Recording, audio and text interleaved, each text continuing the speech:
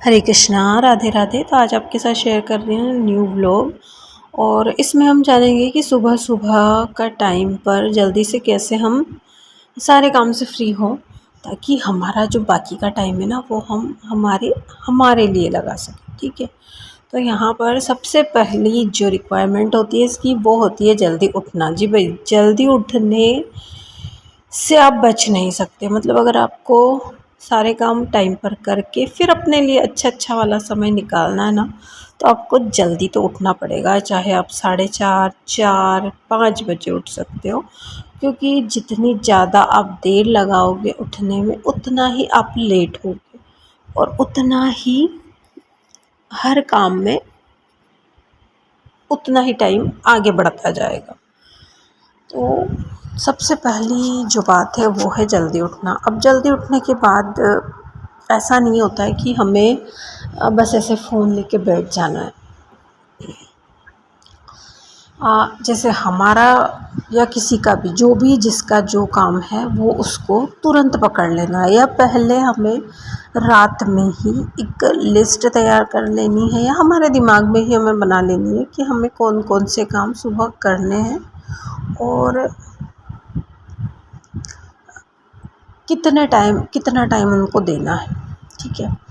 तो सबसे पहले जो भी हमारे काम है ना उनकी एक लिस्ट बना लेंगे हम, कि आज उठने के बाद मुझे ये काम करना है। जैसे अगर मैं अपना बताऊं तो उठने के बाद सबसे पहले लाइट वगैरह हम जलाते हैं। अगर जल्दी उठेंगे तो अंधेरा रहेगा ही, तो लाइट वगैरह जलाने के बाद मैं भगवान को प्रणाम करती हूँ और उनको धन्यवाद बोलती हूँ। उसके बाद मैं गर्म पानी पीती हूँ और फिर गर्म पानी पीने के बाद मैं झाड़ू लगाने लग जाती हूँ, और भी बाकी जो हमारे फ्रेश वगैरह होने का काम है वो हम कर लेंगे। उसके बाद झाड़ू वगैरह लगाना शुरू करती हूँ। तो मेरा घर काफ़ी, मतलब इतना बड़ा तो नहीं है, लेकिन ऊपर और नीचे 2 पोर्शन है, तो दोनों में काफ़ी टाइम लग जाता है। तो ऊपर का सारा मैं झाड़ू लगाती हूँ। उसके बाद मैं फिर नीचे झाड़ू लगा के आती हूँ। कभी कभी अगर जो घर के बाहर वाला एरिया हो ना, वहाँ भी अगर ज़्यादा गंदा होता है तो फिर मैं वहाँ का भी झाड़ू सुबह ही लगा देती हूँ। और कचरा वगैरह जो भी इकट्ठा होता है उसको एक जगह इकट्ठा करके, जैसे पॉलीथीन वगैरह की बड़ी प्रॉब्लम है अभी इस टाइम पे, तो इस समय मतलब ज़्यादा ही भयानक रूप ले रही है। दुकान भले ही किसी की भी हो, हमारे घर के सामने पॉलीथीन का ढेर नज़र आएगा। वैसे तो शहरों में तो है सुविधा कि कचरा वगैरह ले जाते हैं, लेकिन गांव में इतनी सुविधा नहीं है अभी, तो वो भी मुझे जलानी पड़ती है कभी ज़्यादा इकट्ठी हो जाती है तो। उसके बाद फिर मैं लगाती हूँ पोछा वगैरह, जो भी हमें, जैसे हम डंडे से लगाते हैं, हाथ से लगाते हैं, जो जिसकी इच्छा होती है ना, जैसे जिसको अच्छा लगता है वैसे वो लगा देता है।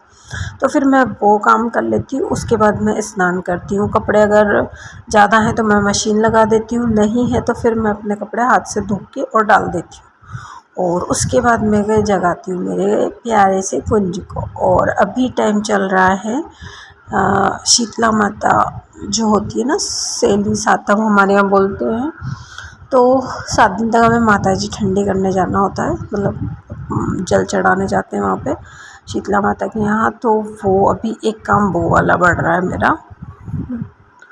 तो मैं स्नान करने के बाद भगवान को, कुंज को उठा के उनको पानी दूध की सेवा दे देती हूँ। उसके बाद मैं चली जाती हूँ शीतला माता के मंदिर में। और अगर दूध नहीं आता है तो मैं पहले पानी पिला देती हूँ, उसके बाद चली जाती हूँ। फिर आने के बाद मैं अपने चाय वगैरह बना के और कुंज को भी दूध गर्म करके देती हूँ।